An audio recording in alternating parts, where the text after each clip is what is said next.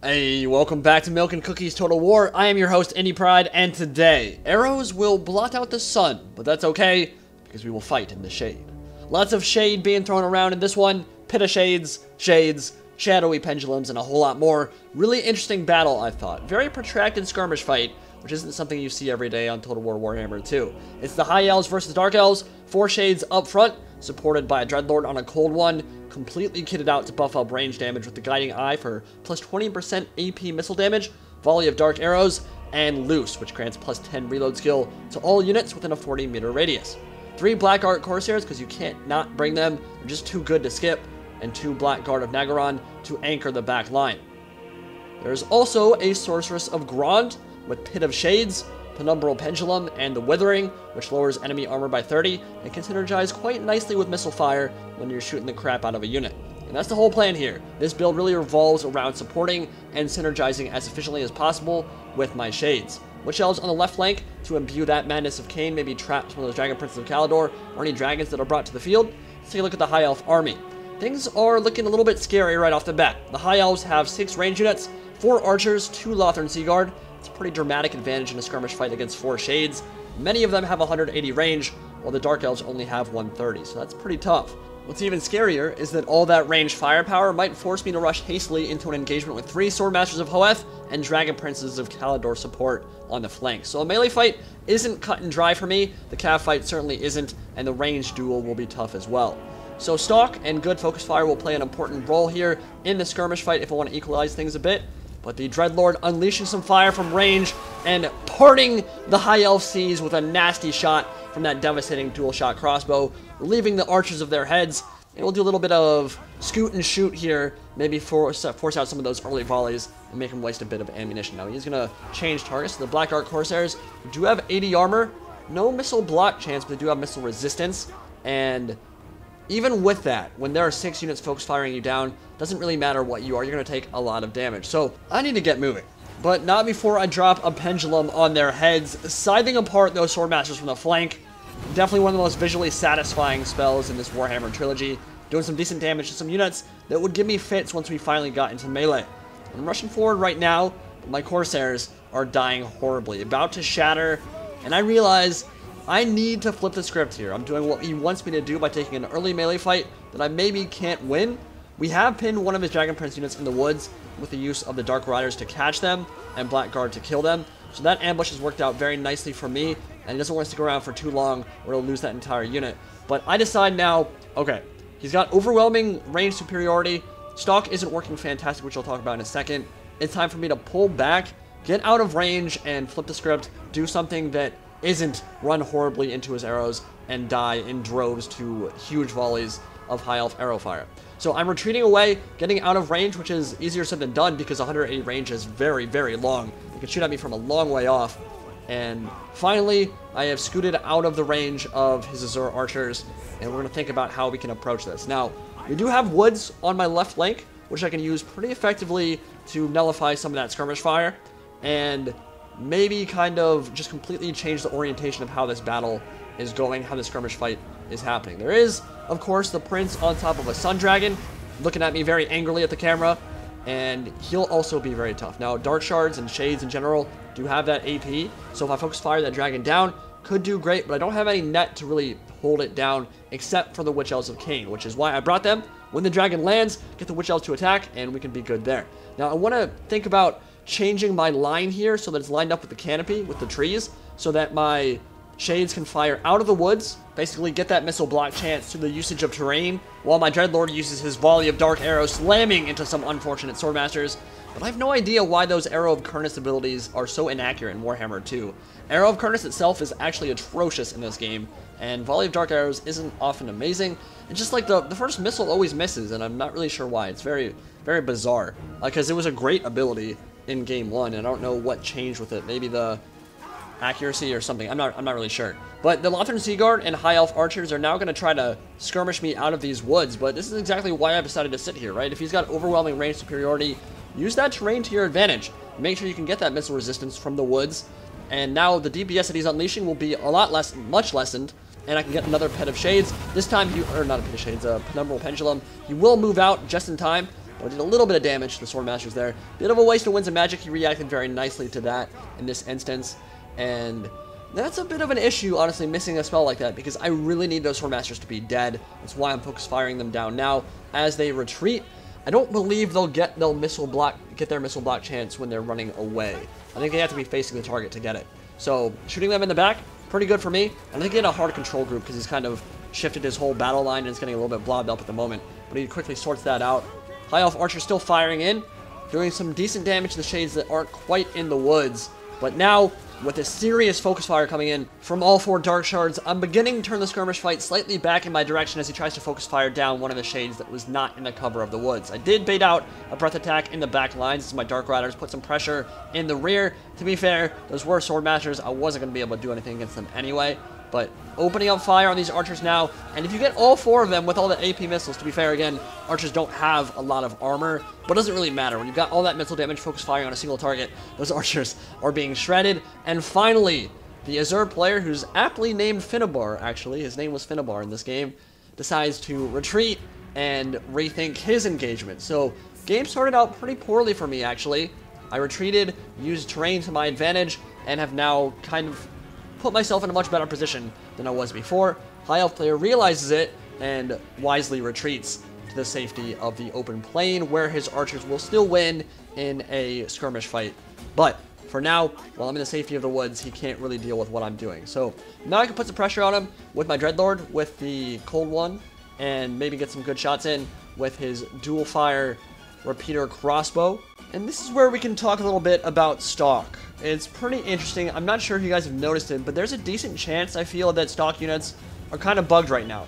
A lot of the time, you'll be discovered from really far away by units that shouldn't be able to see you. And that's a problem when you're trying to out-skirmish units that have higher range and armor than you do. Really, the only advantage I have in this skirmish fight is the fact that all my shades have stock, which means they can technically move up into range of a unit without being seen, unleash a volley, and then run away and get out of range. I haven't been able to do that this game because a lot of times I've been spotted from 150, 160 meters away, which completely nullifies that advantage that I have. Now, he has been doing some scouting with the dragon, which has helped, but really, I feel like once I've been discovered and the dragon then moves out of range, it shouldn't be very long until I'm not spotted again, until I become invisible again. And you'll notice here, he spots me, and then as the dragon runs away, he'll continue being able to see me, just unleash fire, and I'm going to take a lot of damage here. Now, it looks like the icon went away there, so they kind of just hit the ground where they were standing before, but I don't know if you guys have noticed it. There have been talk about it on Reddit and on the forums. A lot of stock units really do seem to get noticed from very far away, which defeats the purpose of the ability. So, I don't know. I'm not the biggest fan of that, but it would maybe be helpful if there was some kind of indicator that told a player how far they would have to be from certain units before they became visible. Meanwhile, Sun Dragon immolating a group of unlucky shades. That's one thing I would love to see return from Attila. Instead of dudes exploding like a big bag of blood, getting some of those burning animations back in would be awesome. Burning effects in this game would be really cool. Meanwhile, volley of dark arrows going forward. Not the best target, actually. I should have saved that for the Swordmasters, because again, even with their depleted HP pools, they're going to be tough to bring down. So using that armor piercing against a unit that actually has armor would be a lot better than using it against the archers. But in terms of accuracy, the unit wasn't moving. It still missed half of the arrow volleys there. It's weird. I don't know what's wrong with the magic missiles. Very strange. But anyway, skirmish fight has begun again, and we're on the open plain this time. Things get pretty tough for me here. With the Sun Dragon applying some pressure, although he did stand still a little bit too long there, took some unnecessary volleys. But my shades, one of them gets tied down in melee, and with a big thwap of that tail, a bunch of shades will die. I'm going to focus fire down the Sun Dragon, because if he dies, this game will get very easy very quickly. But he's moving, so I missed a lot of my shots there. And while I was shooting at the dragon, I gave him more time to shoot at my archers. And now my shades are in very, very bad position. One of them is wavering, another one is very, very depleted. Two of them are below half health. So it's very tough for me to win a skirmish fight at this point with my shades as depleted as they are. At some point here, he does outrange me. He does have more ammunition than me. I'm gonna have to commit to a melee fight, one that might be pretty tough. Thankfully, I have done a lot of damage to Swordmasters with the Penumbral Pendulums, so might be able to finally take them down in melee. And remember that I do have two Blackguard and Nagaron, which could be great equalizers in this fight. They're not amazing for Swordmasters, but they can definitely hold their own there. Might not beat them, but they could definitely do pretty decently. So good focus fire coming in, shredding that archer. But remember, there are 2 Lothern Sea Guard with their missile block chance. Taking those down would probably be the toughest part of this. Those archers broke almost instantaneously after some very good volleys. Murderous Prowess has popped, which means higher missile damage, higher weapon damage. And now with that ult activating, time for me to go. Big Sun Dragon Breath coming in, immolating some more shades. Got a volley of dark arrows. That was my final one that hit the Sun Dragon smack in the face. Didn't do a lot of damage to him though. Must be better against actual units of infantry. But here we go. Blackguard Corsairs up the center, taking some volleys, which is fine, because they don't cost very much. They have that missile resistance and 80 armor. And we are going to close into melee here while Murderous Prowess is active. But I want to bait out the Swordmaster charge. I could have just committed my Blackguard Corsairs there, but why let them take the charge? But I can roar in from the flank with a cold one, smacking them around a bit, and decapitate some of them with a big tail swipe. That is fun to watch. Good stuff from the Dreadlord there, and kind of nullifying the charge bonus a little bit, at least spreading the unit out so they don't all get a great charge bonus off. But Blackguard Corsairs in that fight, it's going to be pretty tough for me. We do have the bonus versus infantry, and the Swordmasters are depleted. Be interesting to see how that goes. Dark Riders scooting around the flank. Gotta protect against those Dragon Princes of Calidor charges. This could do a lot of damage to me. Swordmasters in the thick of the fighting, decapitating a bunch of my Blackguard Corsairs. And the Dreadlord doing what he does best, feeding his cold one bunch of juicy high elf meat. Now the Shades focus firing down some of the Lothern Sea Guard who are getting in there now. And my Blackguard of Nagaron would be the great equalizers here. Chasing off some of the archers if they turn around could maybe finish off those Lothern Sea Guard. But here come the Dragon Princes, almost a full strength unit of them here in the late game. That could be devastating if I don't deal with them properly. Block their charge with the Dark Riders, which also Kane were on Dragon Prince patrol. And now I've gotten in from the flank here. One of them just got sent flying. But I have imbued the madness of Kane. They can't run away now. They're locked in that combat. And that means we can now turn around, focus fire them down with all these armor-piercing bolts. And with that, some really good stuff. Now that's a Pit of Shades on top of the Lothern Sea Guard. Might actually do some decent damage to the Blackguard as well. I'm not 100% sure that was worth it. It's kind of hard for me to see how much of that Lothern Sea Guard unit is actually caught. I believe I caught the whole unit. Yeah, I did. It actually did. A lot of damage. They're just going to shatter. So that was a good cast for sure, getting them off the field, although I did do some decent friendly fire damage there as well. And we got the Corsairs and the Dreadlord trying desperately to finish off the Swordmasters in the center. If I can deal with them, if I can get the killing power of the infantry off the field, maybe have a good shot at winning this game. But still, I don't have a lot of answers to the Sun Dragon right now. If he finishes off all my Shades, I won't really have a good way of killing him. Because, well, my Blackguard are still around, but they're about a third the health at this point. Everything is beleaguered and battered this far into the battle. More Swordmasters, more Blackguard Corsairs. Dreadlord still anchoring the line, munching on some high elf flesh. And getting very, very crazy here. Very close at the end of the game.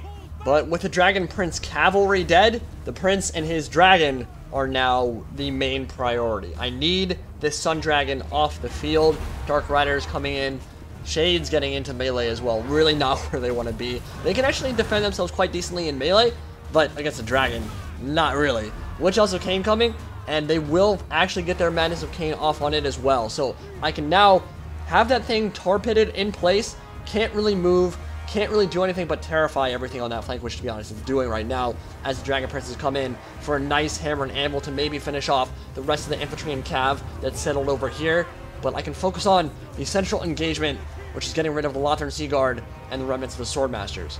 My Hag Sorceress is actually in the middle of the fighting with a bunch of archers, and yeah, not really known for their melee combat prowess, but she can definitely decapitate some archers no problem.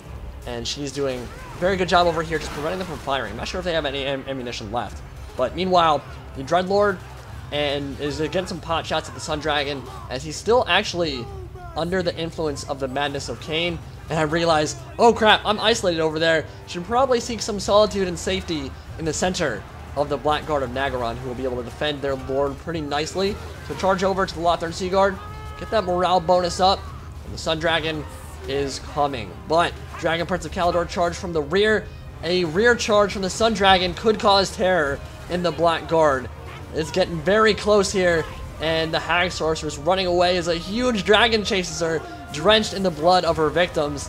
Time to get away. She cannot deal with that fight, but the dragon has very little HP left. take a look what's left. Lothar and Seaguard, Dragon Princess of Kalador actually did come back, and there are a few Witch Elves in the distance, but I don't think they'll make any impact on this game whatsoever. Blackguard and Lothar and Seaguard and Dragon Princess of Kalador. That's pretty much all that's left on the field. A few Sword Masters of Hoeth and the Sun Dragon, who should really be charging in from the flank here and trying to imbue that terror. The Dreadlord has a decent amount of HP left, but the Blackguard are very low. They might route to a terror route if he comes in for that final rear charge.